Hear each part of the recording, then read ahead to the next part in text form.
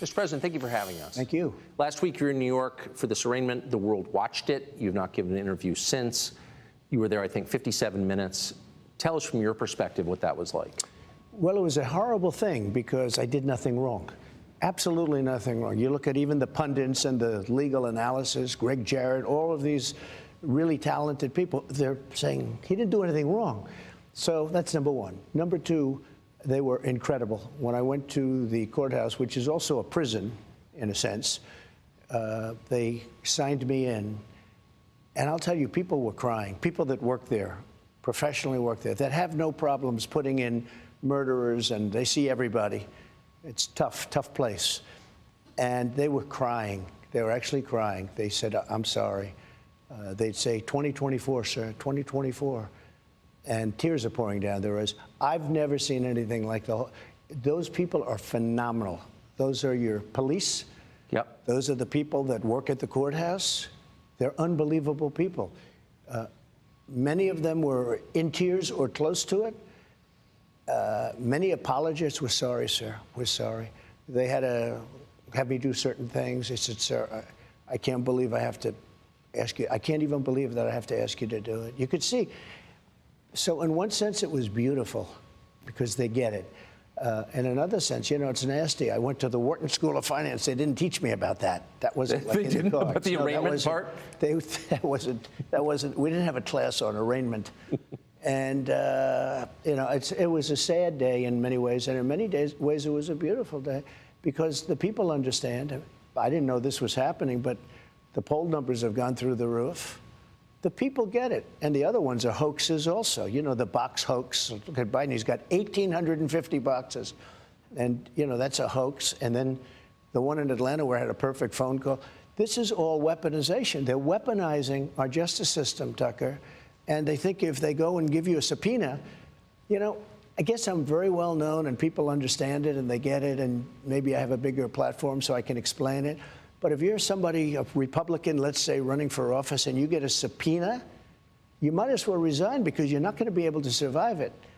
And the voters aren't going to handle it. The voters aren't going to take it. What they're doing is weaponizing the system, and there's never been anything like it. And it's all disinformation. You see, the other day, Afghanistan, one of the worst things I've ever seen, I think the most embarrassing moment that this country's ever had, frankly, the way we got out. Not the getting out. We had to get out. It was ridiculous to be there. And I had that so good, so tight, so tough. I spoke to the leader, Abdul. I said, Abdul, if you do anything, you're going to get hit really hard. Literally, he said, but sir, why? Why? He goes, why, oh, why do you send me a picture of my house? I said, you'll have to figure that one out, Abdul. But we didn't have one death in 18 months. He knew, not one death. And then to see the way we got out, like we were surrendering, like taking the military out first, leaving $85 billion worth of equipment behind, giving up Bagram. I was going to keep Bagram. I was getting out, but not for Afghanistan. It's 1 hour away from where China makes its nuclear weapons. It's one of the biggest Air Force bases in the world, I think the biggest, with runways that go 10,000 feet. I was keeping that because of China, not because of Afghanistan. Right. And they left everything. They left in the dark of night. They left the lights on. They left the dogs, by the way. You know, the people say about the dogs. They left the dogs. Everyone, you know, the dog lovers, and you got a lot of them. I love dogs. You love dogs. But they left the dogs. People said, what? One of the first questions I got, what did they do with the dogs? Mostly German Shepherds. They left them. What they did, the way they got out, was so horrible. Okay, everybody knows that was their plan. That had nothing to do with me. I was getting out, too. We would have gotten out with strength and dignity. And what happened? They got out. And the other day I hear, yeah, it was Trump's fault. Oh, that's right. It was Trump. I was gone for a long. I would have been out faster than them. We would have had all the equipment. We would have had the American citizens. We left hostages. We left Americans behind. Many, I think many more than you think. And we had 13 soldiers killed. And nobody ever mentions the fact that we had many maimed so badly. No arms, no legs. Their face was obliterated. This is the way this guy got out. We would have gotten out with dignity and strength. We were going to. But I was taking 100% of, I said, I want every nail. I want every screw. I want the tents. They said, sir, the tents are very hard to take out. I said, I want the tents. I want the tanks, I want the planes, I want everything. And a couple of them fought me on it, like Millie. He said, sir, I think it's cheaper to leave the equipment behind. I said, let me ask you, we have a plane that cost $100 million. It's sitting there. All it needs is a tank of gas, right? Give me a little jet fuel. We'll fly it to Pakistan or any place else, or we'll fly it directly home. You say it's cheaper to leave a $100 million plane? Sir, I think overall it's cheaper. These are idiots we're dealing with.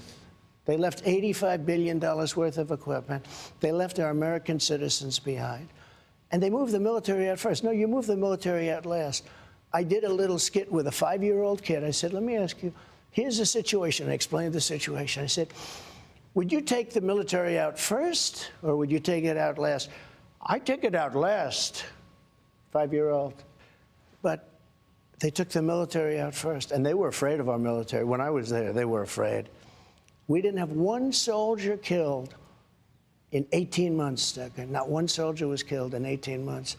And then we got out like we surrendered. I think it was the single most embarrassing day in the history of our country. It was totally their fault. They didn't go by anything because, you know, we had a system of getting out. But if the Taliban, in particular, the Taliban, because that's where the action was, right? When I called Abdul, the press went crazy. The fake news went crazy. Why did he call an enemy? I said, well, it's Jesse James. I used to ask him, why did he rob banks? He said, that's where the money is. Why did I call the head of the Taliban? Because that's where the killing was. And he's there now, Abdul. I'm sure he likes me. He called me Your Excellency. I don't know if he calls Biden Your Excellency. Probably. I mean, you know, they're one of the largest arms dealers now in the world. They're selling the $85 billion worth of it because they only need 5% of it. Of course. They're selling the equipment. They're one of the largest, I think, second arms dealers. Brand new helicopters, brand new airplanes, brand new tanks. Unbelievable what we left behind. We ran, and there was no reason to. I had them. I could have stayed there for 5 years if I wanted to. I wanted out. 21 years was enough. I wanted out. We shouldn't have been there in the first place.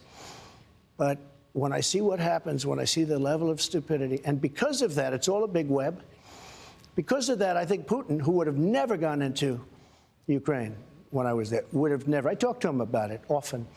Would have never, ever done that. When he saw that I wasn't there, and he saw these fools, these stupid people, and think of that, the way they left Afghanistan, and nobody was fired. I fired a lot of people because if they didn't do a good job, I'd fire them. May I ask, you talked to Putin about Ukraine. What did you say to him? I could see that he loved it. And I said... he loved Ukraine. He considers it to be a part of Russia. Yeah. I said, not when I'm president. We had a very good relationship. I mean, look, I was the worst thing that ever happened to him. I closed up his pipeline. You never heard the words Nord Stream 2 until I came along. Nord Stream 2 was their pipeline. And I had a great relationship with him, but it was very tough because they had a fake Russia investigation. And I told him, and he told me, he said, it's very hard for us to deal, don't you think? I said, very hard. Because we have a fake investigation that turned out to be a fake. For 2 years it went on. And we could have done very well with Russia. They have great minerals. They have great things that we want, we could have. And they need the money and they need other things. But that interfered. That was a terrible thing. That was actually a treasonous thing to do. Those people should have been arrested. They made it up. They made up a problem with Russia that didn't exist. Now they've all admitted it didn't exist. It was just on to the next one.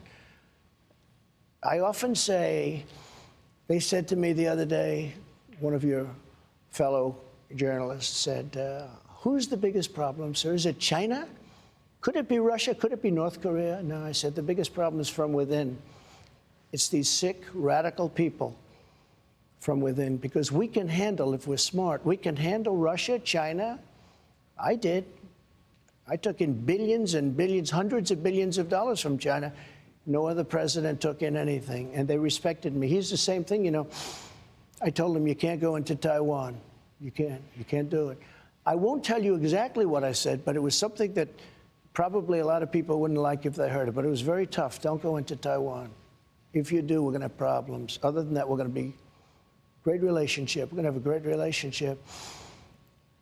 And he said to me when I said we're going to do something, if he goes in, no, you wouldn't do it. I'll do that. I swear I'll do that.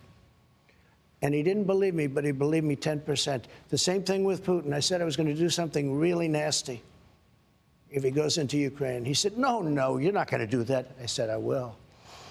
And he didn't believe me either, but he believed me 10%. And the 10%, you never heard talk about going into Ukraine. You never heard talk about going into Taiwan until I was no longer there. Now, what a mess the world is in. What a mess. Subscribe to the Fox News YouTube channel to catch our nightly opens, stories that are changing the world and changing your life. From Tucker Carlson Tonight.